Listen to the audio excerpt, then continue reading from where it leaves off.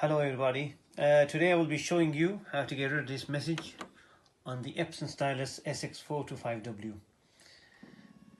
It says ink pads need service, so contact Epson.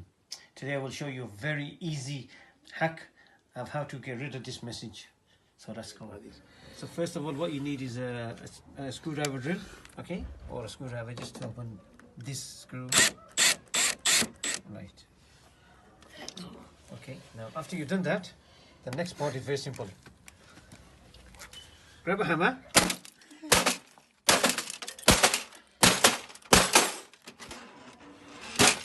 Now as you can see, the error message has come gone. That's very good, man. That's fantastic. That only took a few seconds. This is the best.